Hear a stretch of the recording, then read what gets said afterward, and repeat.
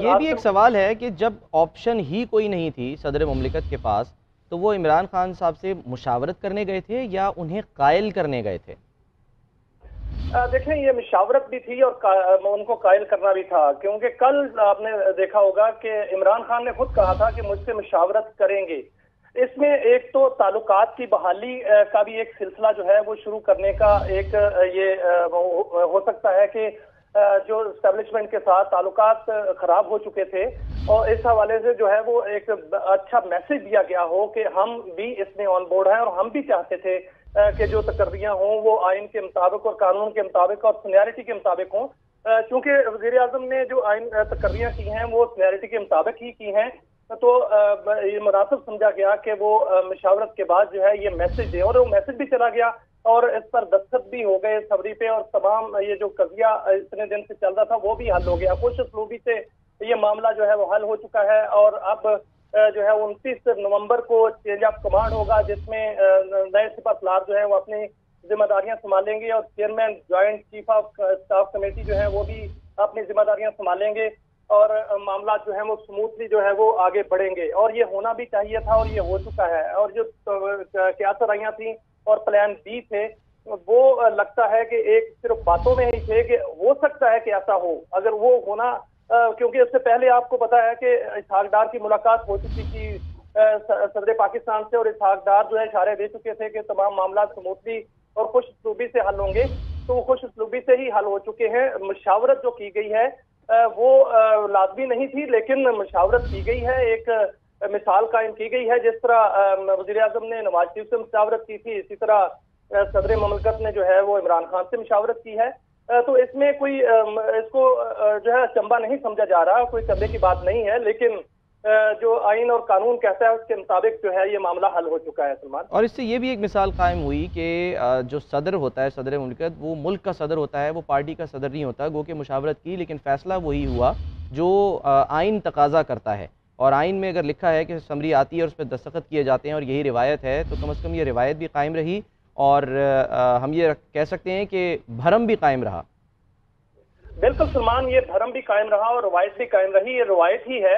کیونکہ صدر مملکت اگر اس میں ڈیلے کرتے تو ان کو دستخط تو کرنے پڑنے تھے، یہ 15 دن بعد کرتے یا آج کرتے، تو یہ جو ہے دونوں سارے فریق جو ہیں انہوں نے بہت ہی دور اندیشی اس سے کام لیا ہے، اور اس معاملے میں جو ہے وہ ملک بہت بڑے ایک تنازع سے بھی بچ گیا، اور بہترین عمل جو ہے وہ سامنے آیا، کیونکہ جو ہمارا ہمسایہ بھارت ہے جو کہ پراپوگنڈا کرتا ہے، غلط پراپوگنڈا کرتا ہے، اس کے بھی منہ پر تماچا جو ہے وہ آج لگا ہے کہ تمام سیاسی قیادت جو ہے وہ ایک پیج پر ہے اس حوالے سے، اور تمام سول اور ملٹری ریلیشن شپ جو ہے وہ قومی معاملات پر ایک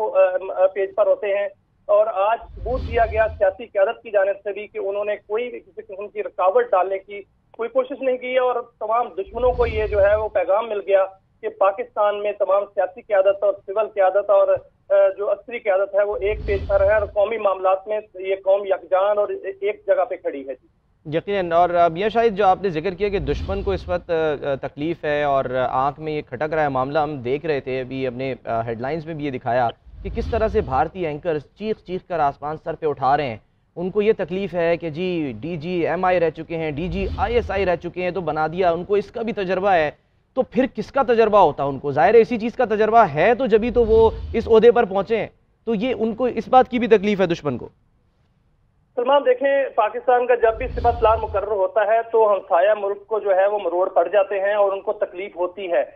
جب باجوہ صاحب کو سپہ سالار مقرر کیا گیا تھا اس وقت بھی انہوں نے اسی طرح کی بکواسیات کی تھیں، اور اب جو جنرل عاصم صاحب کو سپہ سالار مقرر کیا گیا ہے تو اب بھی یہ بکواسیات وہاں پر جاری ہیں، لیکن وہ ظاہر ہے وہ بکواس کریں گے، وہ دشمن ہے، دشمن جو ہے وہ دشمن ہی ہوتا ہے، لیکن اس کو جواب دینا جو ہوتا ہے وہ زندہ قوموں کا کام ہے، اور آج پوری جو سیاسی قیادت ہے اس نے ثابت کیا ہے کہ یہ زندہ قوم کی قیادت ہے، اس میں اس معاملے پر کوئی ابہام اور کوئی جو ہے وہ تنازع نہیں تھا، اور آئین اور قانون کے مطابق کام ہوا ہے، آئین اور قانون سب جو ہے اس کے سامنے سرنگو ہوتے ہیں، اور آج جو ہے وہ یہی ہوا ہے، اور آئین اور قانون کا آج سب سے بڑا جو عمل تھا وہ مکمل ہوا، اور اس کے بعد جو ہے یہ نئے سپہ سالار اور چیئرمین جوائنٹ چیف جو ہیں وہ اپنی ذمہ داریاں سنبھالیں گے، اور جو پاک افواج ہے वो अपने पेशा वाराना अमूर जो है वो बेहतरीन सर अंजाम दे रही हैं, वो मजीद बेहतरीन सर अंजाम देंगी। और दुश्मन का जो आज दांत खट्टे हुए हैं और उनका प्रोपेगेंडा जो है वो नाकाम हुआ है और मजीद भी आगे भी होगा यकीनन। और ये बड़ी अच्छी रिवायत कायम हुई है, जैसे आपने कहा कि एक तो सीनियरिटी को फॉलो किया गया, उसकी बुनियाद पर फैसला हुआ। और वो जो बातें होती थी कि पसंद नापसंद अपना बंदा लगाने वाली, वो सारी की सारी जो हैं वो दम तोड़ गई हैं बातें। और बहुत ही मुनासिब इस फैसले को कहा जा रहा है। एजाज़, अब कब तक जो है वो आ सकते हैं दोनों जनरल साहिबान सदर मुमलिकत से मिलने और मुबारकबाद लेने? इजाज़, आप हमें सुन पा रहे हैं? जी बताइए। जी इजाज़, मैंने कहा कब तक जो है ये मुलाकात मुतवक्के है जिसमें सदर मुमलिकत मुबारकबाद देंगे?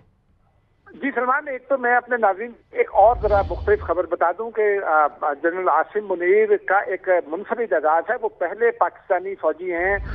जो ISI के सरबराह रहे, MI के सरबराह रहे और पहले क्वार्टर मास्टर जनरल हैं जो इन 3 पोस्टों पर रहने के बाद आर्मी चीफ मुकर्रर हुए हैं। और जहां तक मुलाकात की बात है तो हमारे जराई ये कहते हैं कि शाह अब से कुछ देर में यानी 7 बजे के करीब ये मुलाकात शुरू हो गई है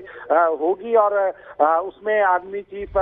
नए आर्मी चीफ और नए chairman joint chief of staff committee को सदर मुमलिकत समरी पर दस्तखत और नए ओहदे के हवाले से मुबारकबाद भी देंगे और फिर मुस्तकबिल के हवाले से भी तबादला ख्याल किया जाएगा। लेकिन अहम बात यह है कि समरी पर दस्तखत हो गए हैं और फिर शाम 7 बजे इन दोनों अस्करी कायदीन की मुश्तरका मुलाकात होगी सदर मुमलिकत आरिफ अलवी से। और बावर ये किया जा रहा है, बाद ऐवान सदर में ही इस इम्कान का इजहार किया जा रहा है कि शायद वज़ीर आज़म भी इस मुलाकात पे शरीक हों ताकि दोनों सरबराहान हुकूमत दोनों अस्करी कायदीन को इन ओहदों पर तरक्की की मुबारकबाद दे सकें। यकीनन एजाज़, आपने बड़ी अहम बात भी बताई है। और पहले ज़ाहिर है हमने माजी में ये देखा कि सुपरसीड जो है वो किया जाता था, लेकिन इस दफ़ा जो नंबर 1 था उसे ही नंबर 1 बनाया गया और टॉप पोजीशन उसे दी गई है। तो ये जो न सिर्फ ये कि नंबर 1 वो लिस्ट में थे, बल्कि जैसे आपने बताया कि वो बहुत से मामलात में नंबर 1 थे, इसके अलावा वो हाफिज़ कुरान भी हैं माशाल्लाह से। ये भी बहुत से लोग जो हैं इसको अप्रिशिएट कर रहे हैं। और साथ साथ ये कि वो इस मामले में भी नंबर 1 है कि वो पहले आर्मी चीफ हैं जो कि DG MI और DG ISI रह चुके हैं। और गालिबन आप दुरुस्त कीजिएगा कि ऑफिसर्स ट्रेनिंग स्कूल से भी जो है वो कमीशन, यानी कि उस प्रोग्राम के तहत पाक फौज के फ्रंटियर फोर्स रेजिमेंट से कमीशन हासिल करने वाले भी वो पहले ही यानी कि अफसर हैं जो कि इस ओहदे तक पहुँचे हैं, ऐसा ही है? जी बिल्कुल ऐसा ही है। वो पहले OTS एक इस्तिलाह है, आउटसाइडर की इस्तिलाह है, जो काकूल से बाहर के लोग फौज में हैं उनके लिए OTS की इस्तिलाह इस्तेमाल होती है। मिलिट्री कॉलेज जेहलम और ट्रेनिंग कॉलेज से उन्होंने तरबियत हासिल की और फिर 6 महीने काकूल में गुजारे। उनका एक एजाज ये भी है कि वो पहले पाकिस्तान में तरबियत याफ्ता, यानी कि काकूल हो या मिलिट्री कॉलेज जेहलम हो या कोई और पाकिस्तान का अदारा हो,